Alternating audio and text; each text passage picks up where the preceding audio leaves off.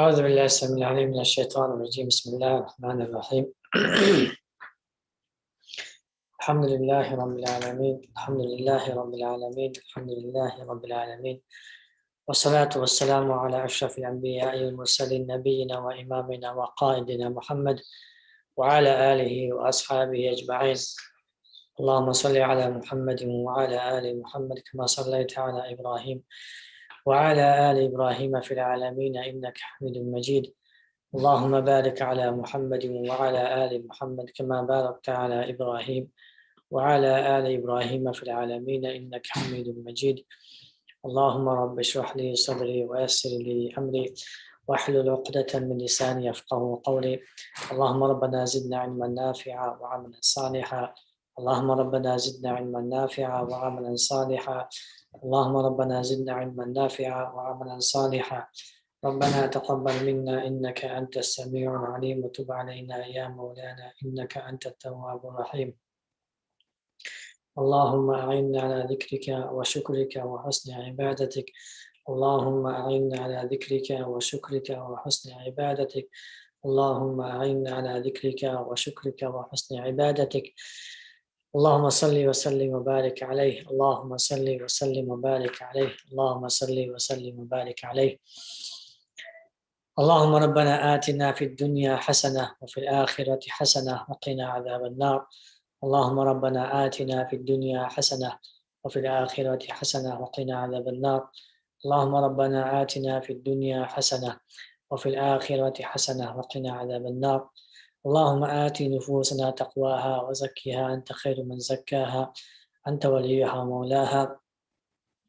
اللهم آت نفوسنا تقواها وزكها أنت خير من زكاها أنت وليها ومولاها. اللهم آت نفوسنا تقواها وزكها أنت خير من زكاها أنت وليها ومولاها. اللهم ربنا هب لنا من لدنك رحمة وهيئ لنا من أمرنا رشدا. اللهم ربنا هب لنا من لدنك رحمة وهيئ لنا من أمرنا رشدا. اللهم ربنا هب لنا من لدنك رحمة وهيئ لنا من أمرنا رشدا. أما بعد، السلام عليكم ورحمة الله وبركاته.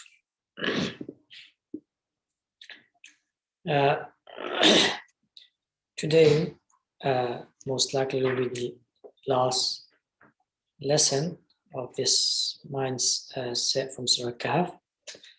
SubhanAllah, it was a long journey, and it was a journey worthwhile. I really enjoyed it. And these mindsets that we took, it's desperately needed for the society today, especially for the Muslim community. So just bear with me. I just want to recite the whole of Surah Al-Kahf. Firstly, because it's Friday, you can say, and secondly, because it's the last class, we would like to complete the surah, inshallah. So if you all can follow with me, Surah Al-Kahf, you can also recite, or just follow with me, inshallah. أعوذ بالله من الشيطان الرجيم. بسم الله الرحمن الرحيم. الحمد لله الذي أنزل على عبده الكتاب ولم يجعل له عوجا قيما لينذر بأسا شديدا من لدنه ويبشر المؤمنين الذين يعملون الصالحات أن لهم أجرا حسنا ماكثين فيه أبدا وينذر الذين قالوا اتخذ الله ولدا ما لهم به من علم ولا لآبائهم وينذر الذين قالوا اتخذ الله ولدا ما لهم به من علم ولا لآبائهم كبرت كلمة تخرج من أفواههم إن يقولون إلا كذبا فلعلك باخع نفسك على آثارهم إن لم يؤمنوا بهذا الحديث أسفا إنا جعلنا ما على الأرض زينة لها لنبلوهم أيهم أحسن عملا وإنا لجاعلون ما عليها صعيدا جرزا أم حسبت أن أصحاب الكهف والرقيم كانوا من آياتنا عجبا إذ أوى الفتية إلى الكهف فقالوا ربنا آتنا من لدنك رحمة وهيئ لنا من أمرنا رشدا فضربنا على آذانهم في الكهف سنين عددا ثم بعثناهم لنعلم أي الحزبين أحصى لما لبثوا أمدا نحن نقص عليك نبأهم بالحق إنهم فتية آمنوا بربهم وزدناهم هدى وربطنا على قلوبهم إذ قاموا فقالوا ربنا رب السماوات والأرض لن ندعو من دونه إلها لقد قلنا إذا شططا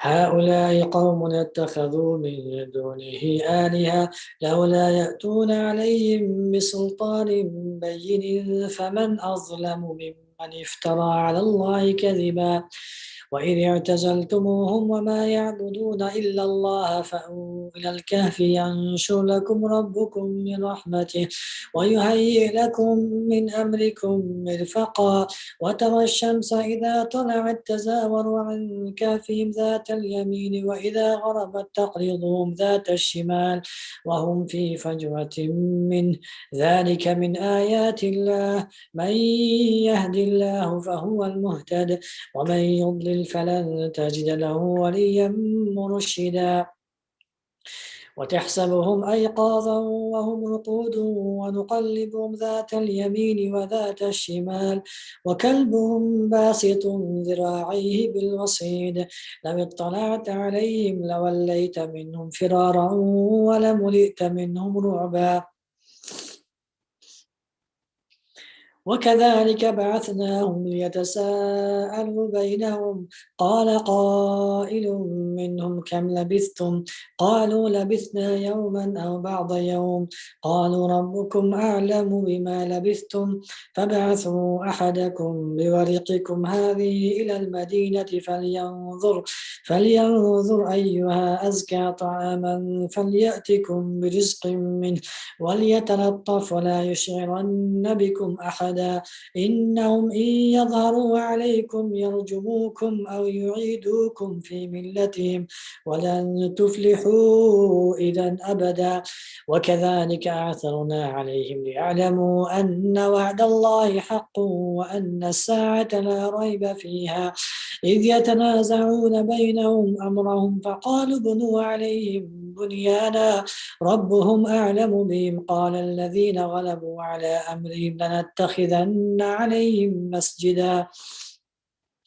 سيقولون ثلاثة رابعهم كلبهم ويقولون خمسة سادسهم كلبهم رجما بالغيب ويقولون سبعة وثامنهم كلبهم قل ربي أعلم بعدتهم ما يعلمهم إلا قليل فلا تمار فيهم إلا مراء ظاهرا ولا تستفت فيهم منهم أحدا ولا تقولن لشيء إني فاعل ذلك غدا إلا أن يشاء الله واذكر ربك إذا نسيت وقل عسى أن يهدي لربي لأقرب من هذا رشدا ولبثوا في كهفهم 300 سنين وازدادوا 9 قل الله أعلم بما لبثوا له غيب السماوات والأرض أبصر به وأسمع ما لهم من دونه من ولي ولا يشرك في حكمه أحدا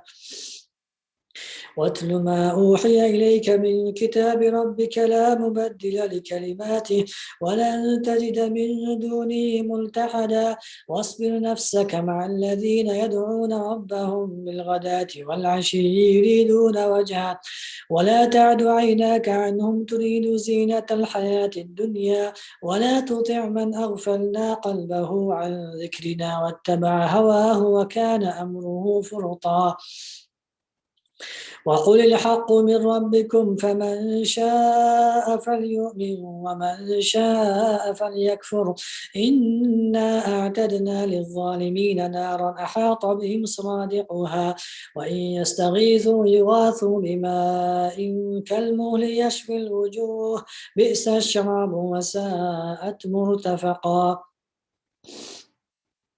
إن الذين آمنوا وعملوا الصالحات إنا لا نضيع أجر من أحسن عملا أولئك لهم جنات عدن تجري من تحتهم الأنهار يحلون فيها من أساور من ذهب ويلبسون ثيابا خضرا من سندس واستبرق متكئين فيها على الأرائك نعم الثواب وحسنت مرتفقا واضرب لهم مثل الرجلين جعلنا لأحدهما جنتين من أعناب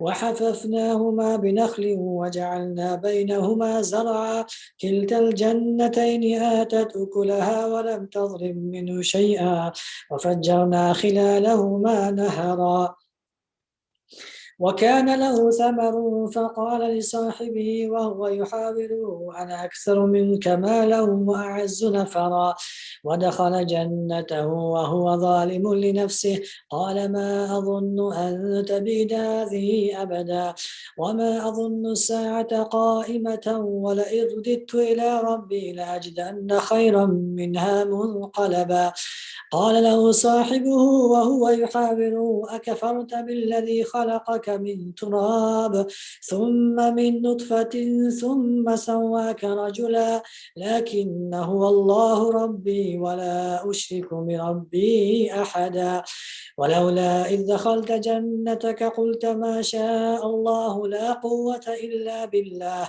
إن ترني أنا أقل منك مالا وولدا فعسى ربي أن يؤتيني خيرا من جنتك ويرسل عليها حسبانا من السماء فتصبح صعيدا زلقا أو يصبح ماؤها غورا فلن تستطيع له طلبا وأحيط بثمره فأصبح يقلب كفيه على ما أنفق فيها وهي خاوية على عروشها ويقول يا ليتني لم أشرك بربي أحدا ولم تكن له فئة ينصرونه من دون الله وما كان منتصرا هنالك الولاية لله الحق هو خير ثوابا وخير عقبا واضرب لهم مثل الحياة الدنيا كماء إن أنزلناه من السماء فاختلط به نبات الأرض فأصبح هشيما تذروه الرياح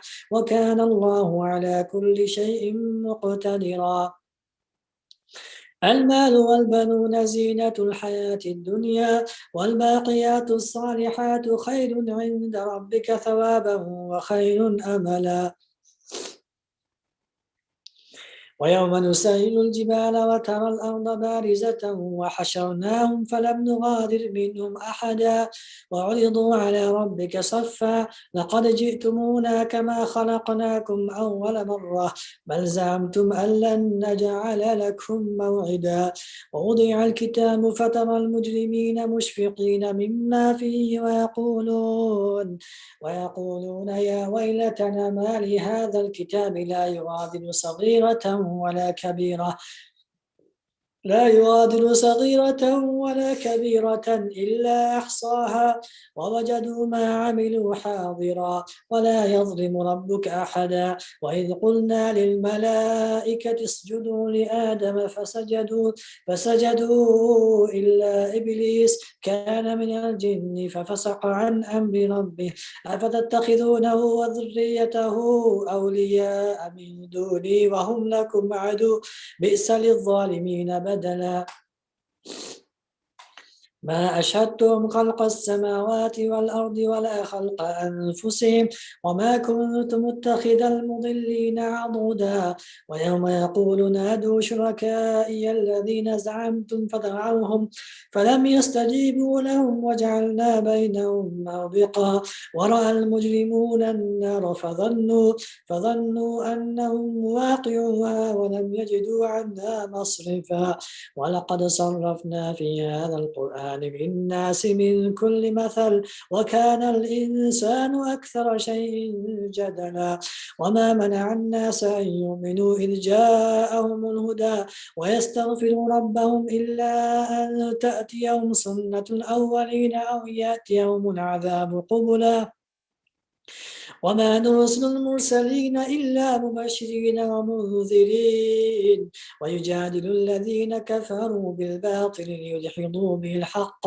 واتخذوا آياتي وما أنذروا هزوا ومن أظلم ممن ذكر بآيات ربه فأعرض عنها ونسي ما قدمت يداه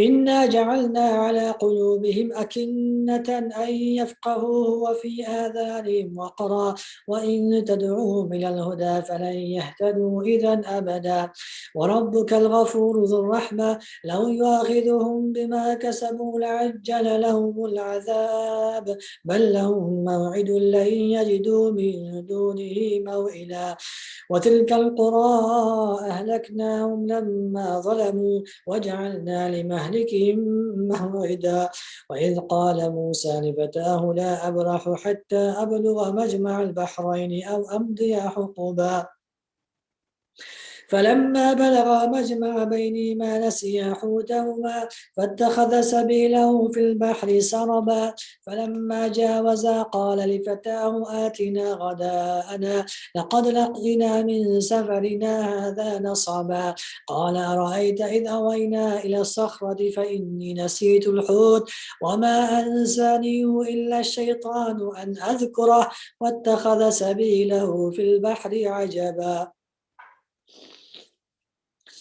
قال ذلك ما كنا نبغي فارتدا على آثارهما قصصا فوجدا عبدا من عبادنا آتيناه رحمة من عندنا وعلمناه من لدنا علما قال له موسى لاتبعك على أن تعلمني مما علمت رشدا قال إنك لن تستطيع معي صبرا وكيف تصبر على ما لم تحط به خبرا قال ستجدني إن شاء الله صابرا ولا أعصي لك أمرا قال فإن اتبعتني فلا تسألني عن شيء حتى أحدث لك منه ذكرا فانطلقا حتى إذا ركبا في السفينة خرقها قال أخرقتها لتغرق أهلها لقد جئت شيئا إمرا قال ألم أقل إنك لن تستطيع معي صبرا قال لا تؤاخذني بما نسيت ولا ترهقني من أمري عسرا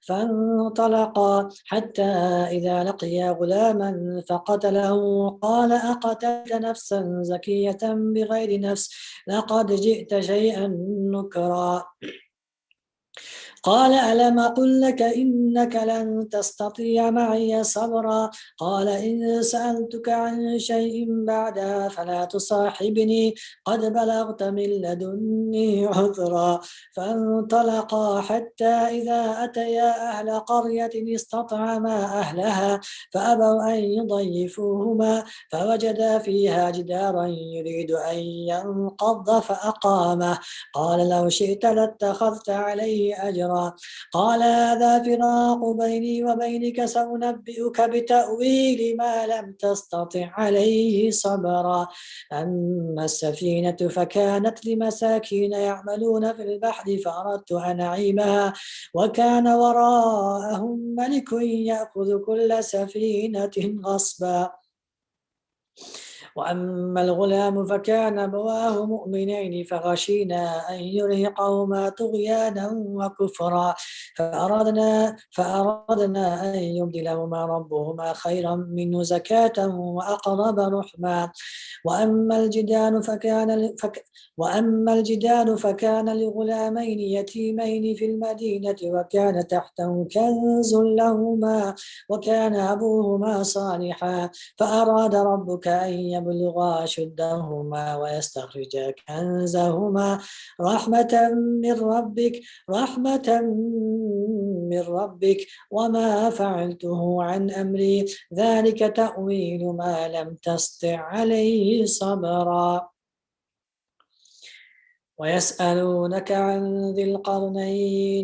ويسألونك عن ذي القرنين قل سأتلو عليكم منه ذكرا. إنا مكنا له في الأرض وآتيناه من كل شيء سببا فأتبع سببا حتى إذا بلغ مغرب الشمس وجدها تغرب في عين حمية ووجد عندها قوما قلنا يا ذا القرنين إما أن تعذب وإما أن تتخذ فيهم حسنا. قال أما من ظلم فسوف نعذبه ثم يرد إلى ربه فيعذبه عذابا نكرا. وأما من آمن وعمل صالحا فله جزاء الحسنى وسنقول له من أمرنا يسرا ثم أتبع سببا حتى إذا بلغ مطلع الشمس وجدها تطلع على قوم لم نجعل لهم من دونها سترا كذلك وقد أحطنا بما لديه خبرا. ثم أتبع سببا حتى إذا بلغ بين السدين وجد من دونهما قوما لا يكادون يفقهون قولا قالوا يا ذا القرنين إن يأجوج ومأجوج مفسدون في الأرض فهل نجعل لك خرجا على أن تجعل بيننا وبينهم سدا قال ما مكني في ربي خير فأعينوني بقوة أجعل بينكم وبينهم ردما آتوني زبر الحديد حتى إذا ساوى بين الصدفين قال انفخوا حتى إذا جعله نارا قال آتوني أفرغ عليه قطرا فما استطاعوا أن يظهروه وما استطاعوا له نقبا قال هذا رحمة من ربي فإذا جاء وعد ربي جعله دكا وكان وعد ربي حقا وتركنا بعضهم يومئذ يموج في بعض ونفخ في الصور فجمعناهم جمعا وعرضنا جهنم يومئذ للكافرين عرضا الذين كانت أعينهم في غطاء عن ذكري وكانوا لا يستطيعون سمعا أفحسب الذين كفروا أن يتخذوا عبادي من دوني أولياء إنا أعتدنا جهنم للكافرين نزلا قل هل ننبئكم بالأخسرين أعمالا الذين ضل سعيهم في الحياة الدنيا وهم يحسبون أنهم يحسنون صنعا أولئك الذين كفروا بآيات ربهم ولقائه فحبطت أعمالهم فلا نقيم لهم يوم القيامة وزنا ذلك جزاؤهم جهنم بما كفروا واتخذوا آياتي ورسلي هزوا إن الذين آمنوا وعملوا الصالحات كانت لهم جنات الفردوس نزلا خالدين خالدين فيها لا يبغون عنها حولا قل لو كان البحر مدادا لكلمات ربي لنفد البحر قبل أن تنفد كلمات ربي ولو جئنا بمثله مددا قل إنما أنا بشر مثلكم يوحى إلي أنما إلهكم إله واحد فمن كان يرجو لقاء ربه فليعمل عملا صالحا ولا يشرك بعبادة ربه أحدا فمن كان يرجو لقاء ربه فليعمل عملا صالحا ولا يشرك بعبادة ربه أحدا.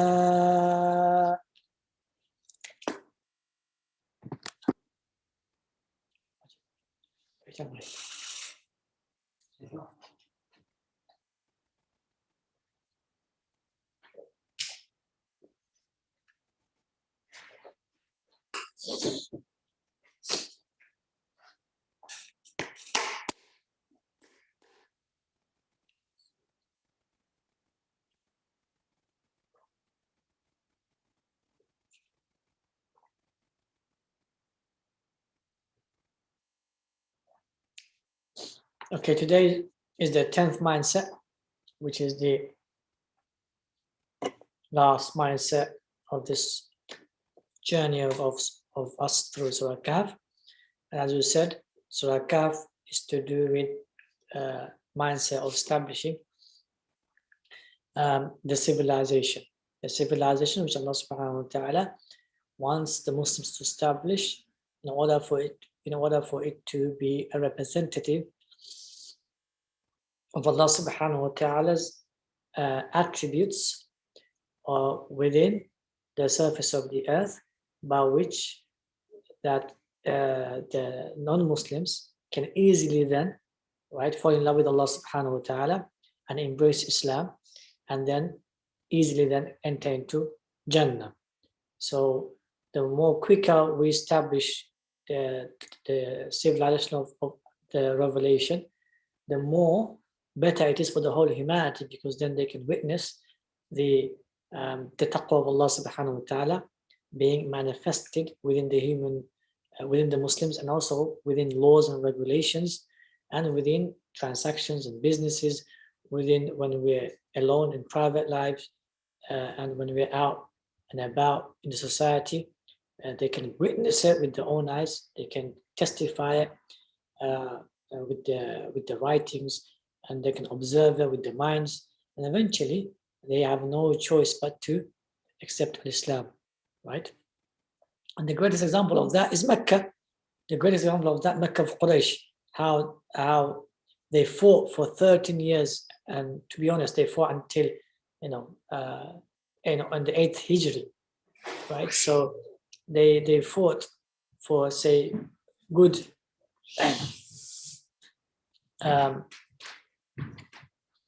20 years, you can say, right? And they fought with Prophet ﷺ. But when Islam was established as a civilization in Medina, and then it began to liberate, in order for the harmony and justice, the mercy, the shyness, the ihsan, the excellence, the perfection of human being to be established upon the surface of the earth, right? They accepted Islam, the Meccans, and even the people who fought, the Arabs who fought, they accepted Islam.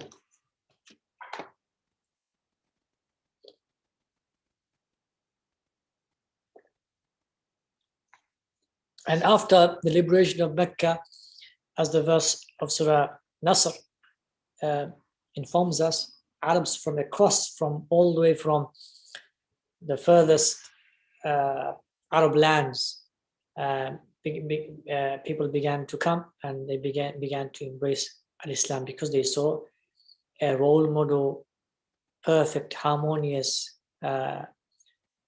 civilization has been established upon the surface of the earth, where these people, they were not only just, but they were very merciful in the character.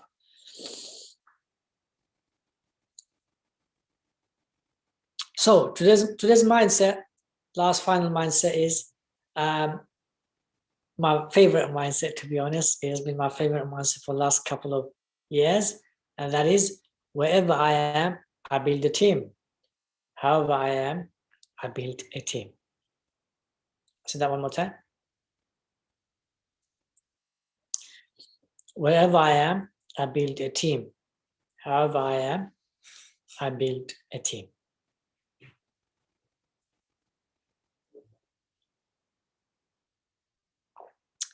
When I toured UK, I think a couple of years ago, this is one of the main mindsets I gave to people when I was speaking to them privately. When I was speaking to them afterwards, after the lectures, this is one of the main mindsets I was giving them. The other main mindset was for them to establish endowment businesses. For them to establish endowment businesses, which is to give a percentage of the profit to empowering smart causes, empowering smart charities. Either a percentage of the profit or a percentage of ownership of the business to give it to a smart, empowering charity. Yeah. So, or to a smart, empowering cause. So these are the two mindsets I was advising people, right, after my public lectures.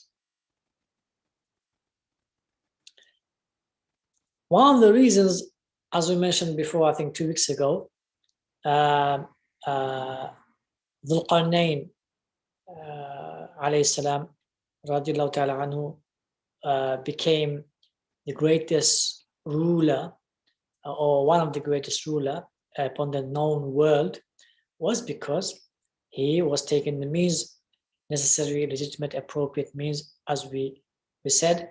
But the second main reason is that he always built a team around him. He always built a team around him.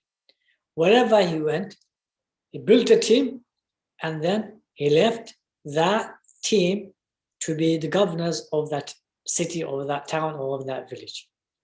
And second thing he did was he utilized the skills of the population. Utilize the skills of the population.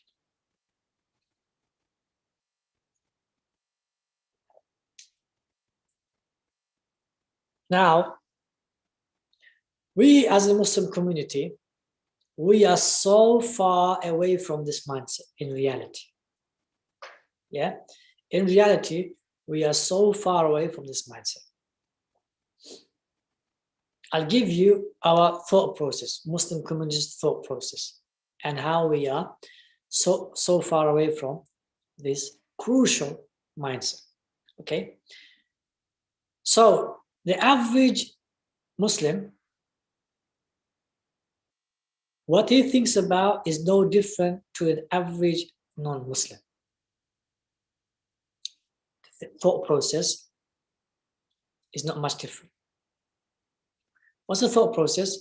The thought process of an average Muslim and the thought process of an average non-Muslim is simply to make money as quickly as possible. However, as possible. Whichever means. Yeah? They don't really think of haram and halal.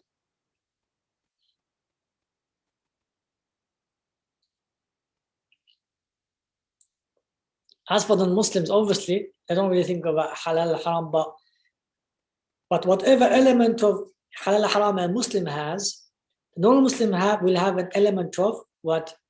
Ethics and morals, element. So, for example, if they say, I will give you this, then the other non-Muslim expects that other non-Muslim to give that on that time. So there's a level of ethics and morals, okay, which is, you can say, it doesn't go within treachery, it doesn't go again deceiving, it doesn't go within deceiving, it doesn't go within lying, it doesn't go within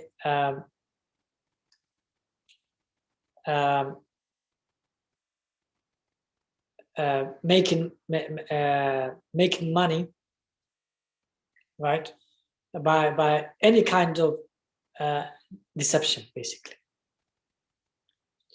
So,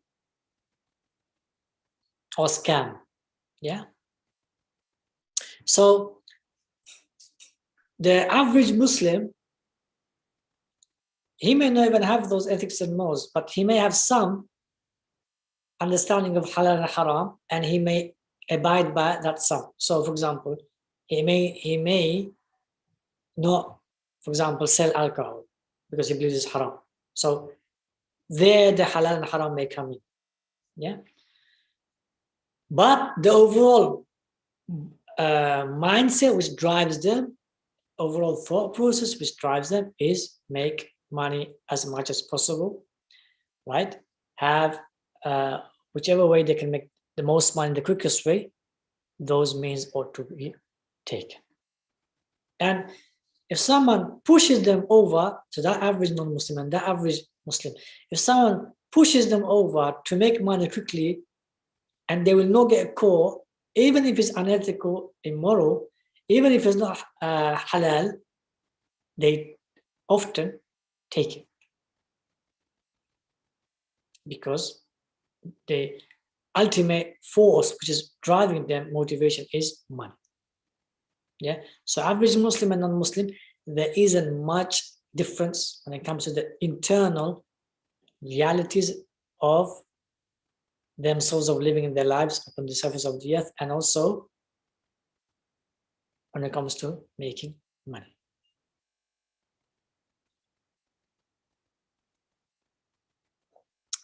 Now let's look at the worship. The average Muslim, he or she may worship here and there, Allah subhanahu wa ta'ala, may repent here and there. Yeah. It may not be consistent, or and they will sort of give it priority in a secondary manner, not primary manner. Primary is making money. The average non-Muslim in that also is similar to average Muslim. That is that he has some morals, some ethics, by which he doesn't harm people, right?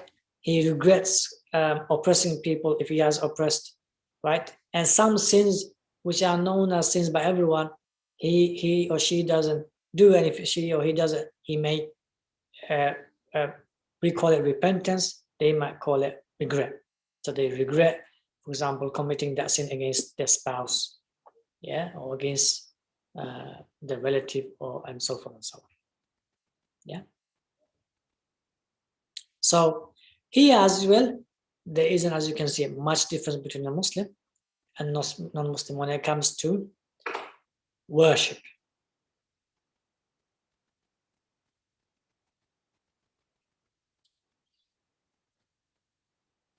Now let's look at when it comes to society.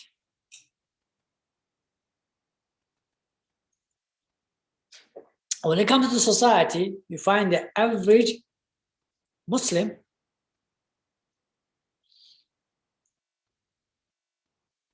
they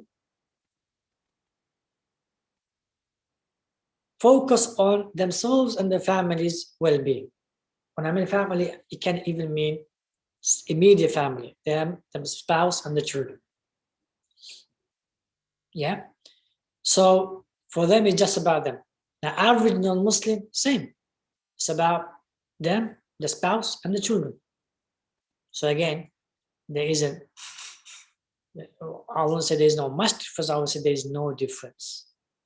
Especially nowadays, especially in the developed countries. Yeah. I would say there is no much difference between a Muslim and non-Muslim when it comes to the society. So they give priority to the spouse and the immediate family, and that's it. What does that priority mean? Make money, buy a house, buy a car, leave for my children enough inheritance by which they are able to look after themselves.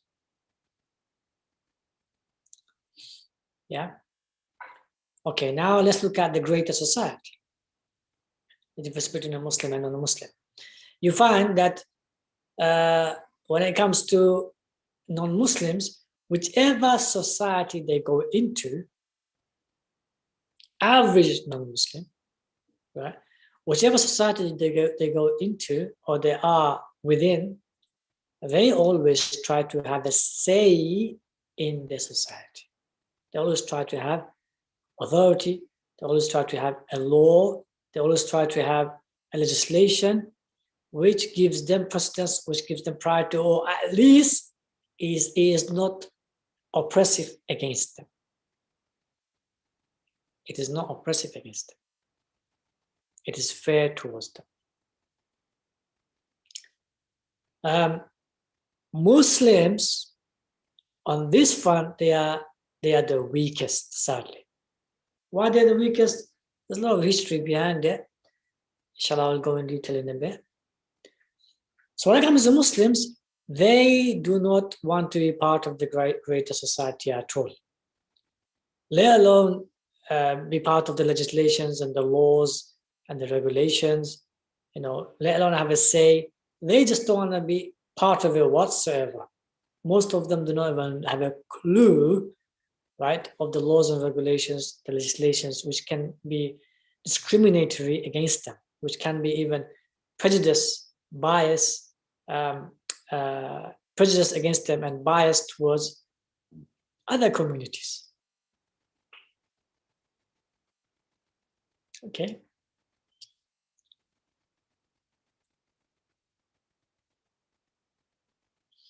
So Muslims at that front, they are the weakest when it comes to the greater society in playing a engaging, proactive, empowering part in the greater society. Why is that? Firstly, it's because of colonization. The colonization had such a negative impact upon the Muslim societies. It has left them psychologically, mentally, emotionally traumatized and also unstable.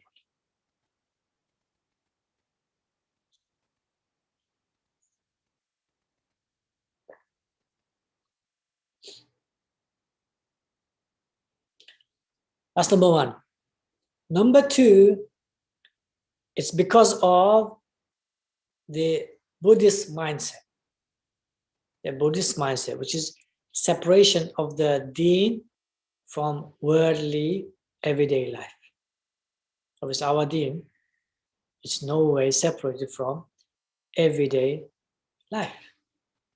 Every aspect of our life, internal to external, is all within Allah subhanahu wa ta'ala's instructions to be believed and then to be followed in order for us to receive the reward of Allah subhanahu wa ta'ala in this dunya life, but vitally in the coming life for eternity. As Allah said, even the relationship you have with your spouses, you receive a reward in dunya life.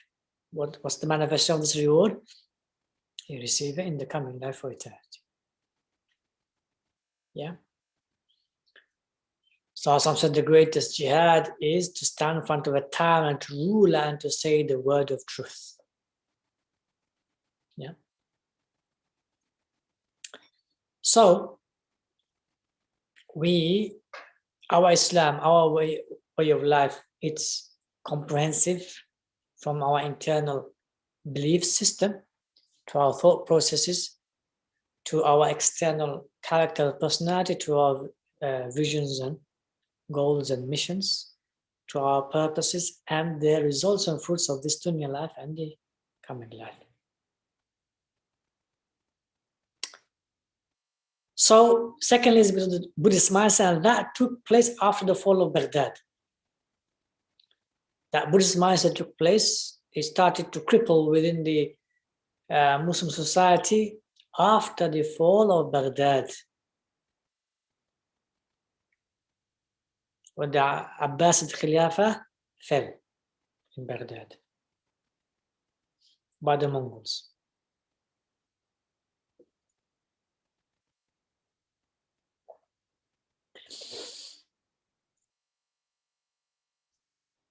Mainly because history And the human sciences, i.e. the universal sciences and technological sciences, after that, began to be taken out from the Islamic curriculums or Islamic learning culture and education systems. Yeah. So that's the second reason. The third reason, so first is colonization, second is the Buddhist mindset, and the third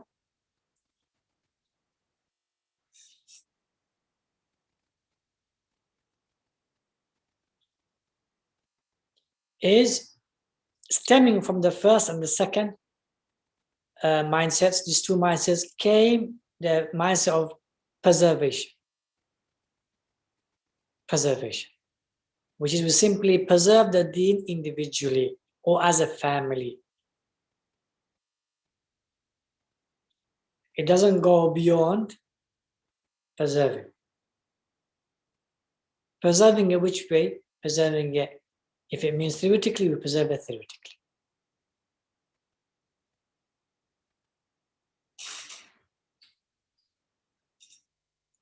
Because of these three sad realities and the negative consequences, we Muslims are unable to think logically, rationally, and also we are unable to think locally. So because of this mindset, the one who has the mindset of civilization, mindset of establishment, mindset of building the civilization, mindset of the ummah, mindset of humanity. So he has all of these mindsets, but because he has this negative underlying mindsets, all he thinks about is the international matters. All he or she thinks about is international matters, right? So instead of building the team wherever they are and however they are, they start trying to build a team at the international level. Obviously, international level, it's a completely different ball game, right? It's over people's abilities generally. It's over people's capabilities generally. And it's over people's influence and authority and power generally. It's also over people's financial abilities and capabilities generally. So what then tends to happen is that individual becomes overwhelmed with the international causes and crises, and then eventually they give in or they give up, or the worst is they become isolated and depressed. And this has been going on, sadly, in a vicious cycle for, you can say last 100 years or so. You can say for last 100 years or so. So what's the solution? The solution is simple.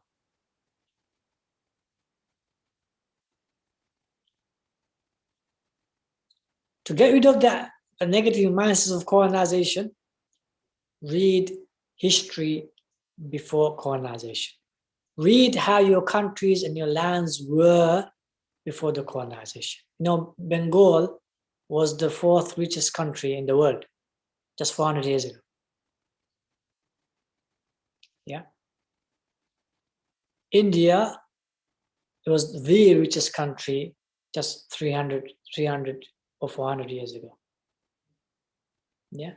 Muslims, the empire was the richest country for good 1,000 years. Yeah, country meaning the whole empire. Just the Bait al-Mal of Spain,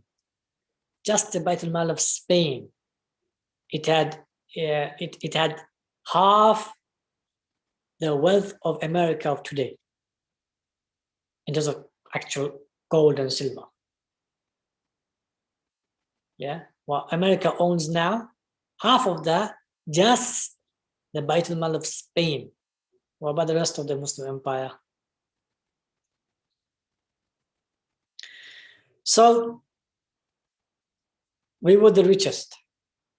So if you read the history before the colonization, you'll realize that there's no need for us to be negative. It just this last 200 years, right?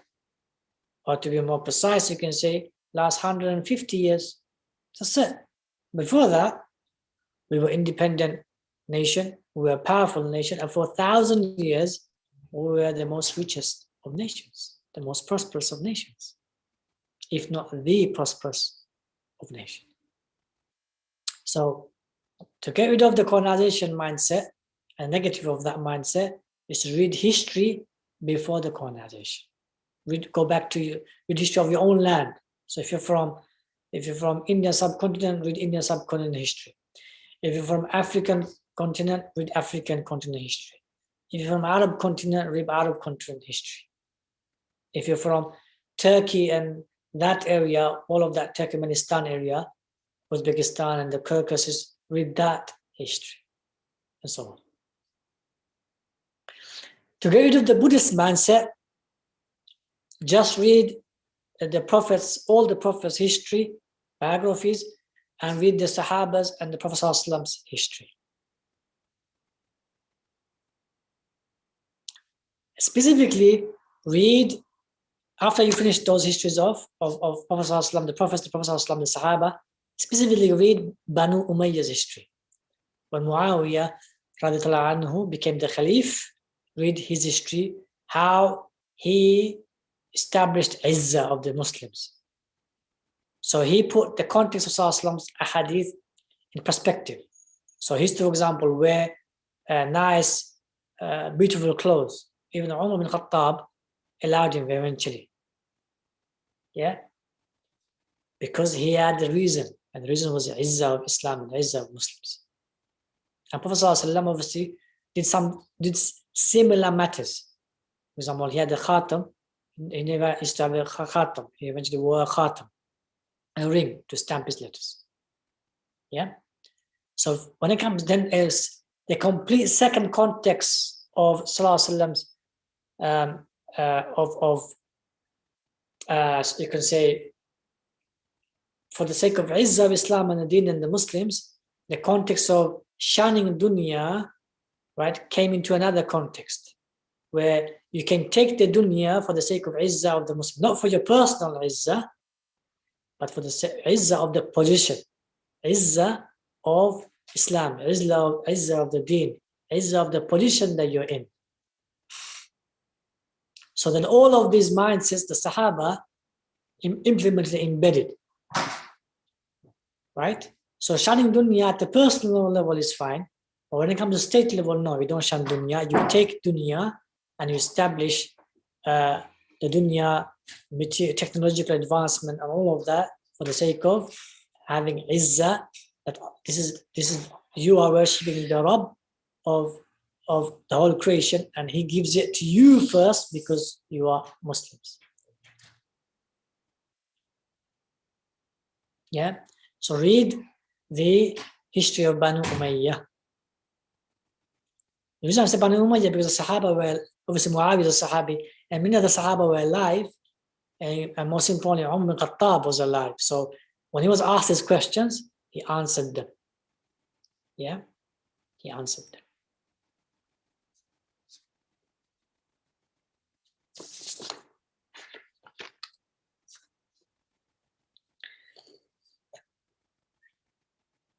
Most of us we read the stories or the biographies of the Prophet and the Sahaba in the early years, but we don't study afterwards how rich they were and how well off they became.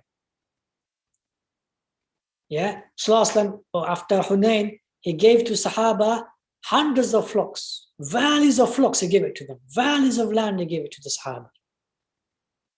Yeah, sometimes the Umar bin Khattab and others used to give 100 gold coins. Yeah, and there were times they used to give like hundreds, like 10,000 dinar, which is 10,000 gold coins. 10,000 gold coins. They'll give it to the Sahaba. So we don't read these realities. We only read the realities when they were poor and destitute, and they were starving. They were eating leaves and so forth. We just read that, but we don't read the end of the life, what happened. And the goal is the end. The first beginning is qadr, it's a journey, but that's not the goal. The goal is the end. The end is the objective, not the beginning.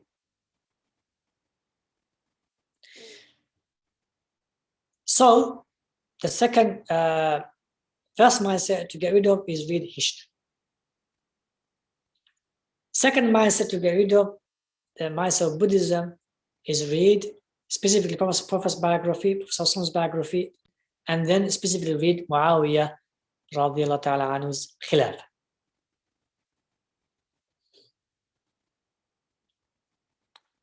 To get rid of the third mindset, which is preservation,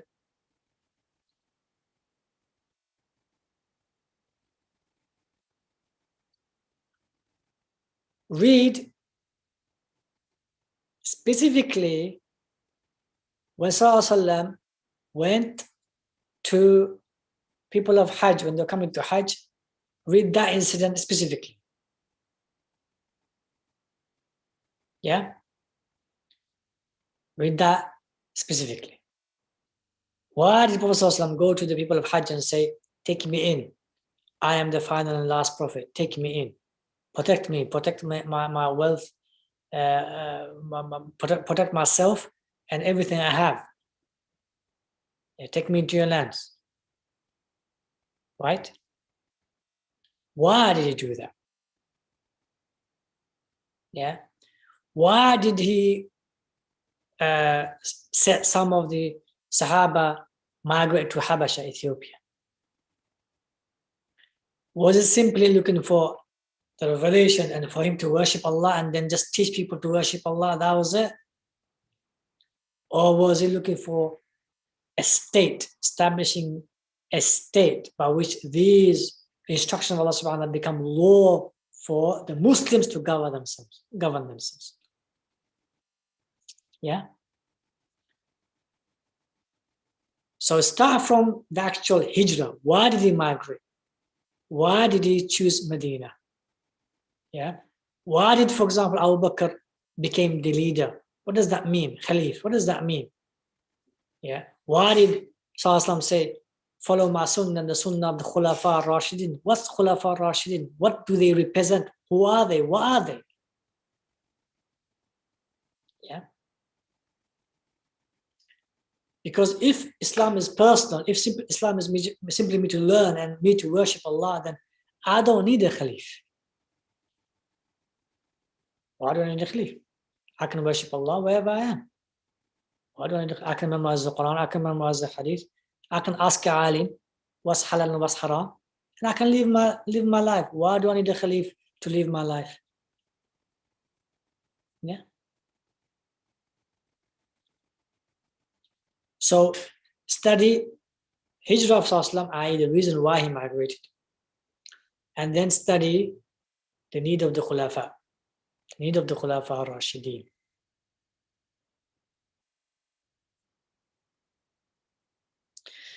When you do that, then this will answer, when you take those 3 steps, as you can see, all of them are related to history.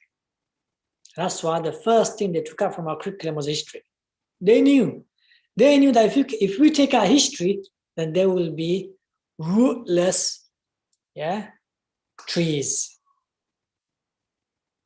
Everyone will do everything by their own whims and desires, by their own perceptions, because they have no roots. They will understand the Quran and Sunnah with their own hearts and minds, because they have no roots. Yeah. So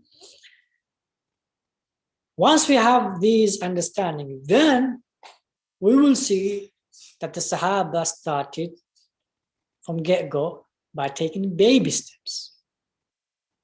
They had a big heart, they had a big vision, big mission, but they took baby steps. And they made sure that they established things locally.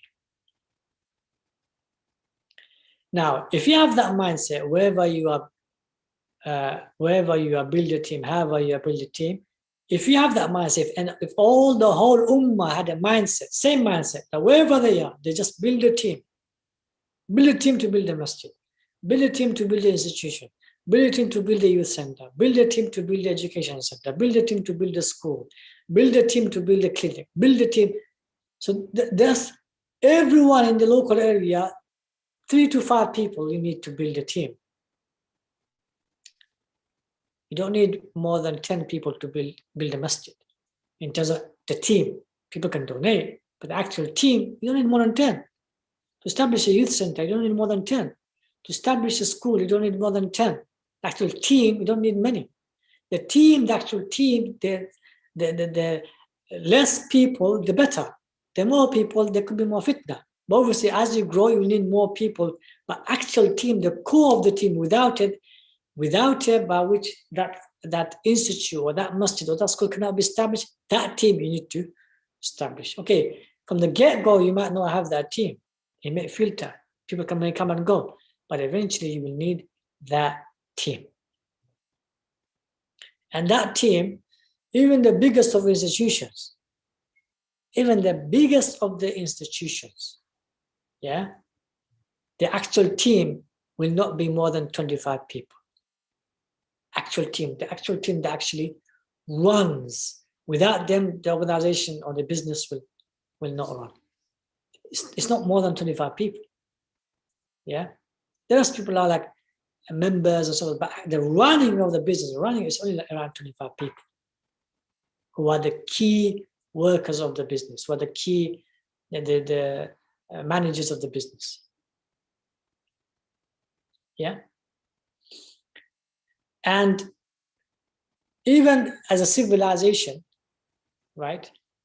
Like in a country, for example, is run by how many people? Actual running, you'll find is either families, couple of families, or a couple of hundred people. A country, and that's why Badr were 300 and something, because they were the foundation of the Muslim civilization. So that 300 and something people established what? Around 200,000 people under there, but I saw some passed away, it was around 100 and something thousand. And then by the time the Sahaba passed away, it was around 200 to 300,000, maybe a bit more, Sahaba and Sahabiyat and Tabi'in and so forth. Yeah. So the 300 and something, they were the team for the civilization. So when it comes to the actual team, you don't need many people. And the smaller the cause or the institution is, the smaller number team you will need. And generally, you will not need more than, as I said, 5 to 10 people to establish local institutions. You will not need more than 5 to 10 people. Now, if all the Muslims throughout the Ummah, locally, who are trying to establish Deen of Allah subhanahu wa ta'ala, who are wanting to establish harmony and justice and mercy and kindness and generosity and sacrifice and all of that they want to establish. If they had this mindset, I'm going to work locally, I'm going to build a team locally. If they had that mindset, if everyone had that mindset, then how strong that Muslim community will be wherever they are.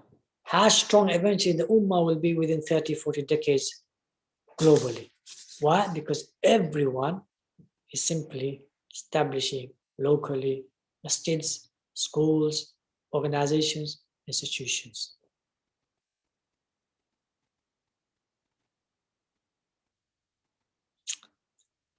The second, after you have established a team, and now you're establishing a masjid, you're establishing a youth center, you're establishing a family center, you're establishing a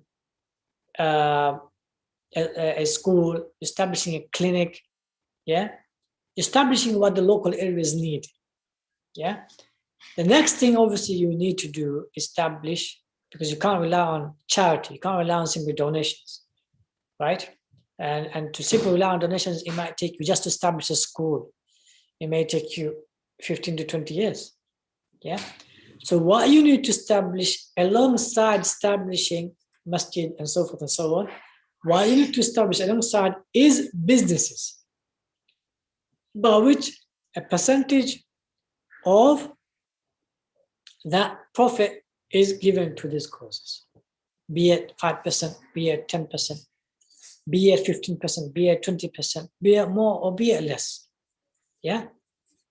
And that mindset you give to the local community, that whatever businesses you're doing, establishing, give a percentage of the profit, yeah, to the masjid, to the local institutions and local charities and local empowering smart causes. Yeah.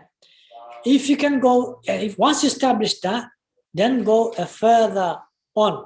Then say, okay, now give a percentage of your business as ownership to a smart cause, to a smart charity. Now, so that smart charity or that empowering cause now owns a percentage of the business, be it 5%, be it 10%. Now, you can do the contract, how much they know of your business, that charity. That's between you. It's all to do with contract. You don't have to know everything about your business.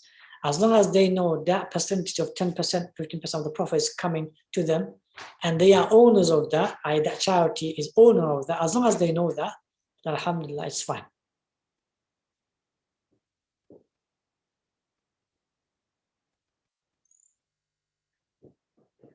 That's the third level. So again, first is you build a team to establish a cause, be it a masjid, be it a family center, be it a youth center, be it an organization, be it a charity. After you establish a team, establish a cause. You need money. First, rely on charities from your pockets and from the public's pockets. Yeah, from public donations. But then educate yourselves and educate others on endowment businesses, i.e. a percentage of your business, yeah, a profit of that goes to these smart causes. Once that's established, so we got a brother there, he's got his family business, he's giving 5% to say for example, he established a school, a private Muslim school.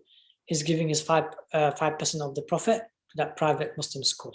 It's a business, right? But it's open to charity because the business is just covering the minimum cost, or it's not sufficing.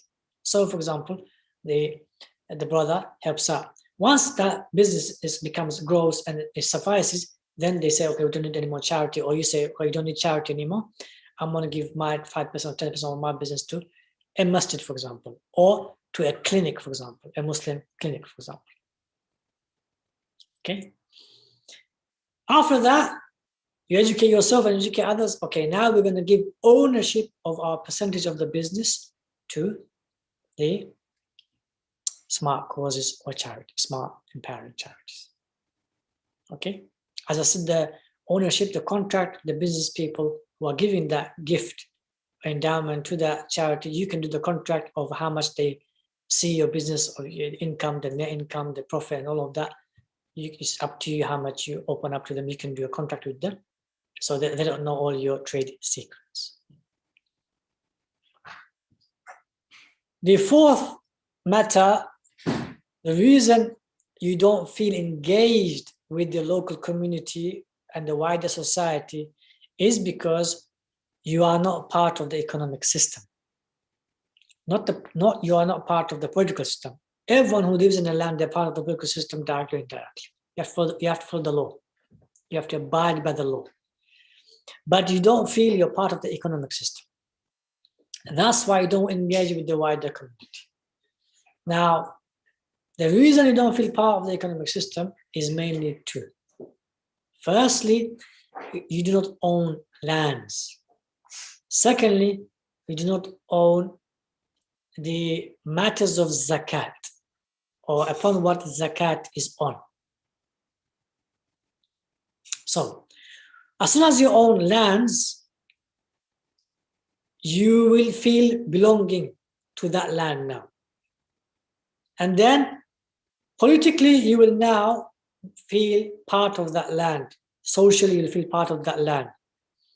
Also, economically, you'll feel part of the land because your wealth now is growing. And that land is, for example, is yours. So the land is growing in terms of assets. Now, in that land, you can build a house. You don't need permission. Yeah, you might need planning permission and so forth, but That's about it. So it's your land.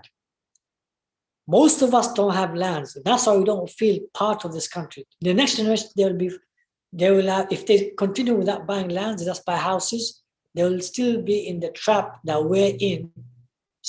We don't feel we're part of this country or we're part of this land. Right? That's why many of the historians and social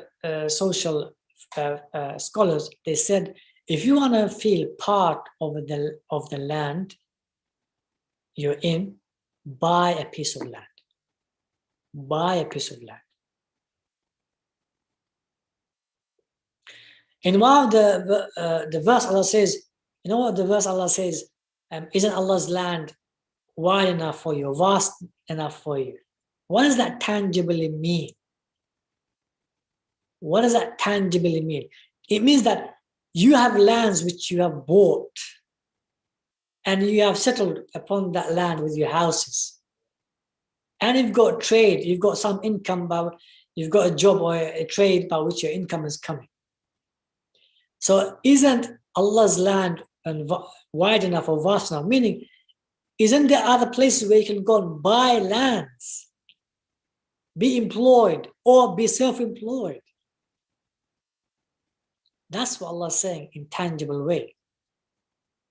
It's not simply saying, migrate and leave your lands behind, go to the other land and don't buy any lands, don't have any houses, don't have any income, rely on other people's charity and ihsan. No, he's not saying that. He's saying, leave these lands if you have to, go to other land, take some money and buy a piece of land in another land, right?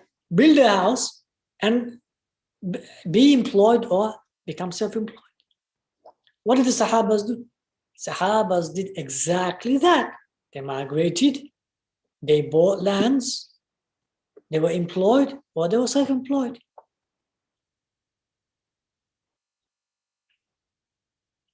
Umar bin Khattab and others, they didn't have any lands in Medina in the beginning years.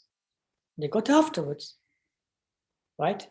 They either bought it or they got it afterwards. Same as Sallallahu. Yeah, he had some money by which he bought his land, the house that he wanted to stay in. He did not accept a gift from the Sahaba. He bought it. Okay, so buy lands wherever you are. My advice to you, my brothers and sisters, and this is my heartfelt advice. And if there's no advice of mine in my whole entire life you don't take this. Buy lands wherever you are. Then build houses on it if you need to. If you don't need to, no problem, but I advise you to build your house. The next advice is get into the zakat matters of business. So crops, agriculture. Yeah. Sheep and goats and cows. Yeah.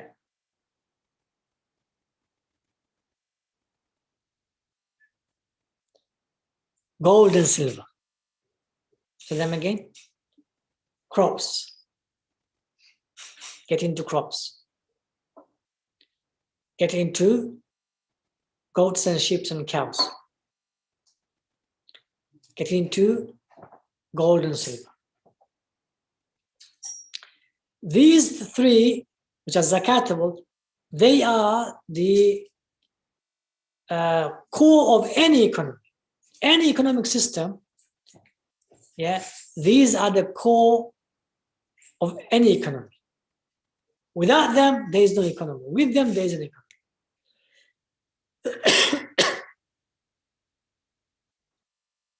Yeah, every other thing revolves around these three matters. Or if you add the land, these four matters. So first, the land. Second, crops. Third, animals. And fourth, gold and silver.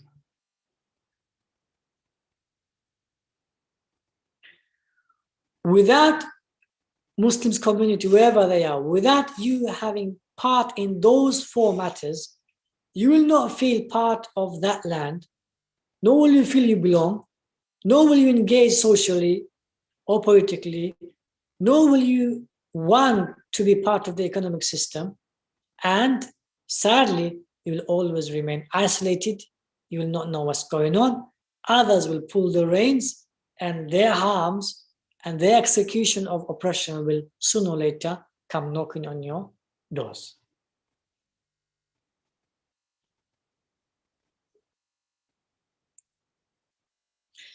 So in summary, today's mindset is wherever you are, build a team. However you are, build a team. What does however you are mean? If you're poor, if you're destitute, if you're weak, if you're alone, doesn't matter. Build a team. As soon as you build a team, you'll become empowered. You'll become empowered.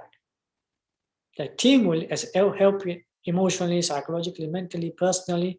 The team will help one another. Yeah. وَتَوَاصَوْا بِالْحَقِّ وَتَوَاصَوْا بِالصَّبْرِ. You need a team. Allah subhanahu wa ta'ala says, you swear by the times that everyone is lost unless they have these matters. First one is your personal journey between you and Allah. Second is all to do with the community. It's all to do with the team around you. Okay?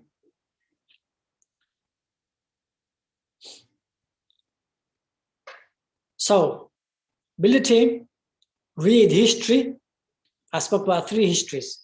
First, your personal history, where you came from. If your mom came from one place and your dad came from another place, read both. Then the history of the prophets, the Sahaba, especially the end life, how the civilization was. And third, read history of Muawiyah, the Khilafah of Muawiyah, or Bani Umayyah. Okay? Especially if you go in detail of time of Umar ibn Abdul Aziz, yeah? And before him, Umar ibn Khattab and Muawiyah, how they were corresponding to one another. How the mindsets Muawiyah was changing and Umar was agreeing. The mindset, especially the mindset of Izzah. That's the ulama of the maqasid of Sharia, they put Izzah as one of the maqasid. Izzah of the Muslims is one of the maqasid. Izzah of truth and facts and realities is one of the maqasid. Izzah of woman is one of the maqasid.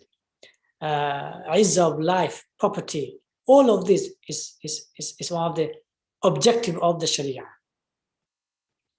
Yeah, Izzah, dignity and honor.